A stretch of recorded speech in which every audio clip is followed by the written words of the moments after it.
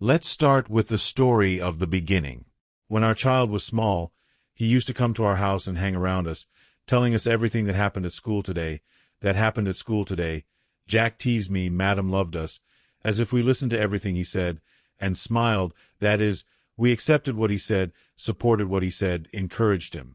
Later, when that child grew up a little, we hung around him, what happened at school today, who became your new friend, how your day went, etc., etc. Now the same child doesn't tell us even when asked. What was the reason? Only a few years passed, and there was such a distance between the parents and the child. What happened suddenly? The relationship was the same parents, the same child, the child who used to tell us everything in detail before, but now he is not telling us anything. He doesn't understand anything, he doesn't remember. Let's go into a flashback a little. Remember when the child came home and told us according to his daily routine that Mommy, today we will go to school by bank. Went for a walk in the park. It was a lot of fun, where the child was being accepted for many days, smiling at everything, being encouraged, and receiving love and affection for anything. Today he was scolded there. His acceptance turned into rejection. Then in the evening, there was a round-table conference in which it was interpreted that our child was deteriorating, and what to do with him. Similarly, a few years later, one day when the child came to you, he told you, Mommy, we went to a friend's party, my friend gave me a cigarette and I also smoked. Then, as for the lack of light in the lamps, what happened to the child, these parents know best. With time, he came to his senses and stopped telling, and we thought that he had stopped doing it. We thought that we scolded him and he stopped doing it, but the reality is the opposite, and that is that he never stopped doing it. He stopped telling after doing it. Similarly, if we look around us, it happens dozens of times that when a child makes a mistake, he gets worried.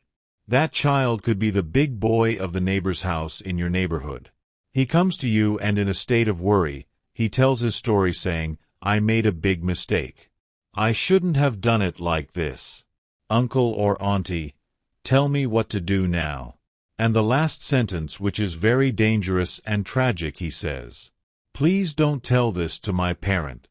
We give him our opinion in simple words. Sometimes we say, nothing is happening. Don't worry, relax, think about what to do next. How can it be that the same evening our child is also sitting next to the neighbor's uncle and repeating these sentences? The same sentences that we say to someone else's child, we can't say to our child. Is his mistake more than a mistake for us? Why? We can be the best and highest kind of advisor for someone else's child. We can be a true judge, but not for our child. Because when the same problem that the neighbor uncle's son brought with us is brought by our child, do we say the same thing that we said to his son? A few specific phrases that are often repeated are repeated and said, you are not my child, you must have ended up in the hospital, how did this disaster come to our house, etc., etc. We push the child miles away from ourselves, although the time to fall is the time to pick him up. Instead of picking up the fallen one, is it right to cause further pain to our child with our own hands? Although at this time he needs love and care, he can be explained to him later when he understands. Because physical torture is of no use, at that time the child is going through mental torture.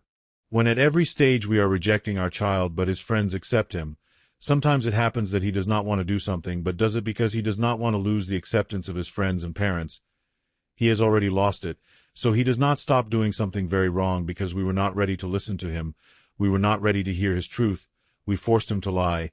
If we had listened to the truth, he would not have gone so far today. He would be with us. Instead of pointing out the mistakes of children, point out their virtues as well. Tell them by talking that you also have this virtue, this great art. Silence increases the distance. Speaking is the only solution. A mistake is wrong, but the choice of time to explain is also wrong. Be prosperous and share happiness.